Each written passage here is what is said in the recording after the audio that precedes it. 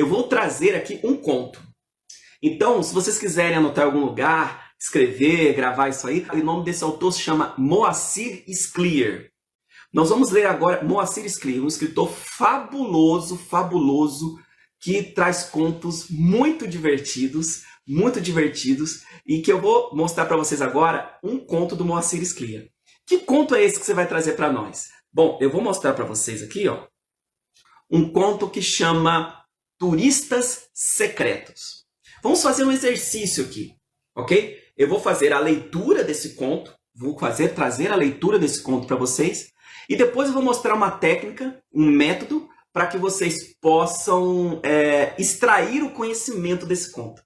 De que maneira eu vou pegar o ensinamento dele? Afinal de contas, a live é sobre histórias que ensinam. E como que eu vou pegar o ensinamento, extrair o ensinamento dessas histórias, né? Então vamos mostrar aqui um método, uma técnica para vocês. Então agora eu vou ler um conto para vocês, chama Os Turistas Secretos. Se quiser anotar em algum lugar aí, Os Turistas Secretos de Moacir Scliar. Vamos lá então.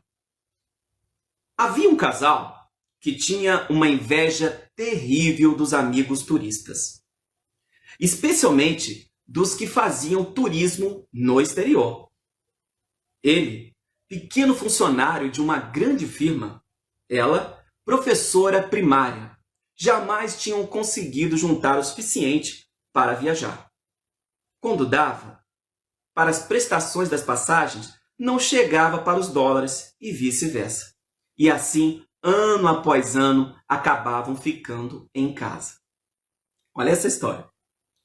Contudo, tamanha era a vontade que tinham de contar para os amigos sobre as maravilhas da Europa, que acabaram bolando um plano. Todos os anos, no fim de janeiro, telefonavam aos amigos. Estavam se despedindo. Viajavam para o velho continente. Velho continente é Europa, tá, gente? Então, veja bem, velho continente é Europa. De fato, alguns dias depois, começavam a chegar postais de cidades europeias, Roma, Veneza, Florença. E ao fim de um mês, eles estavam de volta, convidando os amigos para verem os slides de viagem. E as coisas interessantes que eles contavam a respeito. Até dividiam os assuntos. Olha só, bem organizadinho eles, hein? A ele cabia comentar sobre os hotéis, os serviços aéreos, a cotação das moedas e também o lado pitoresco das viagens. A ela, falar do erudito, comentários sobre museus e locais históricos, peças teatrais que tinham visto. O filho de 10 anos não contava nada, mas confirmava tudo. E suspirava quando os pais diziam: "Como fomos felizes em Florença!" O que os amigos não conseguiam descobrir é de onde saíra o dinheiro para essa viagem. Um, mais indiscreto, chegou a perguntar: "De onde vem esse dinheiro que vocês estão viajando aí?" Os dois sorriam, misteriosos, falaram de uma herança e desconversaram rapidamente. Depois é que ficou se sabendo, gente. Olha, depois. Não viajavam coisa nenhuma. Nem saíam da cidade. Ficavam trancados em casa durante todo o mês de férias. Ele ficava estudando os folhetos das companhias de turismo sobre, por exemplo, a cidade de Florença, a história de Florença, os museus de Florença, os monumentos de Florença. Eles ficavam só estudando isso. Tá bom? E ela, num pequeno laboratório fotográfico, montava os slides em que imagens deles ficavam superpostas à imagem de Florença.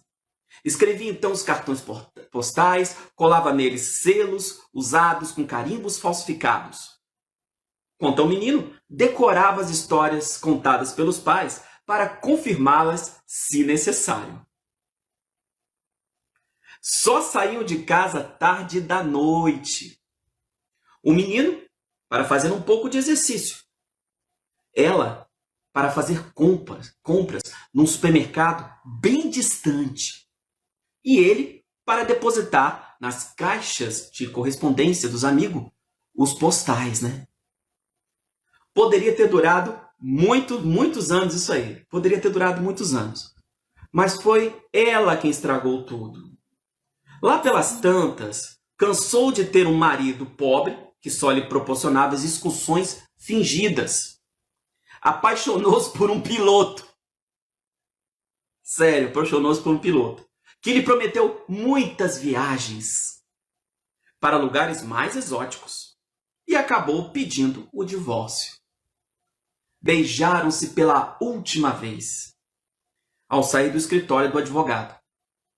A verdade, disse ele, é que me diverti muito com essa história. Eu também me diverti muito, disse ela. Fomos muito felizes em Florença, suspirou ele. É verdade, ela disse com lágrimas nos olhos e prometeu que nunca mais iria a Florença. Moacir Scliar.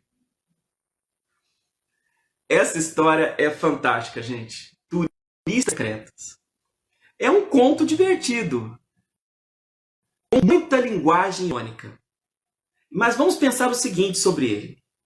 Para perceber o ensinamento que tem nesse conto que eu acabei de ler para vocês, nós temos que ver a tecla que ele bate sempre. Pá, pá, pá. Que tecla que ele bate?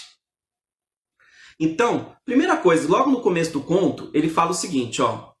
Havia um casal que tinha uma inveja terrível dos amigos. Então, aqui ele já está informando para a gente.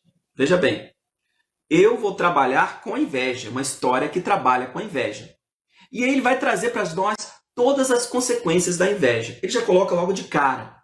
Havia um casal. Então, necessariamente, uma história não precisa falar, essa história vai trabalhar sobre isso. Ela pode, ao apresentar os personagens da história, a partir do momento que ele traz uma característica forte desse personagem, ele vai falar que vai trabalhar com aquilo. Então, quando ele diz no começo da história, olha, havia um casal que tinha uma inveja terrível dos vizinhos turistas. Então, o que acontece? Nesse momento, ele está falando que vai trabalhar com a inveja e as consequências da inveja. E vocês percebam que, durante o processo, ele vai falando, ele vai trazendo, olha, o que eles fazem por causa dessa inveja, por causa desse desejo de ir. E veja bem, ó, a pergunta que ele faz, eles poderiam ir para muitos lugares, por que necessariamente eles precisariam ir para a Europa? Vocês podem ver que além do processo, que eles tinham condições para ir para a praia. Eles tinham condições de ir para a praia. Só que eles preferiam ir para a Europa. Por quê? E aí decorar coisas de museus, lugares muito históricos. Há aqui uma formação de imagem. Eles estão querendo construir uma imagem. Então, não importa muito se é Europa ou outro lugar, mas sim a imagem cultural que eles estão querendo passar. Então, veja bem. A primeira coisa que nós temos que fazer para poder extrair o ensinamento de uma história como essa, perceber o seguinte, onde que a gente vê esse tipo de coisa? Então, a primeira coisa que vocês têm que pensar, onde que a gente vê esse tipo de coisa? Pessoas que forjam, ou seja, forjam vidas. Pessoas que mostram alguma coisa que na realidade nunca fizeram. Ou mostram uma vida que não corresponde a delas. Você sabe me dizer aí?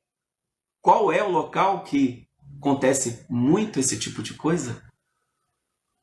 E aí? Que local que acontece esse tipo de coisa, gente? Redes sociais, né? Redes sociais acontecem isso. Só que não é bem as redes sociais. Não são apenas as redes sociais, mas o uso das redes sociais. Nós agora estamos aqui nas redes sociais. Esses locais, as redes sociais, há pessoas que querem forjar uma imagem, mostrar o que não são. E nesses locais, vocês vejam que há pessoas que constroem imagens, querem mostrar uma imagem de alguma coisa, que na realidade não são. Então, é um local... Professor, esse conto é novo? Não, esse conto é antigo. Esse conto ele é antes da internet. Vocês percebam que esse conto é bem mais antigo e mesmo assim está tratando de algo muito recente. Então, de um conto antigo eu consigo extrair algo novo? Sim, eu consigo extrair algo novo. Então, por quê? Essa história, gente, não sei se vocês sabem, essa questão da internet forjar imagens, não sei se vocês viram aquele Catfish, aquele programa chamado Catfish.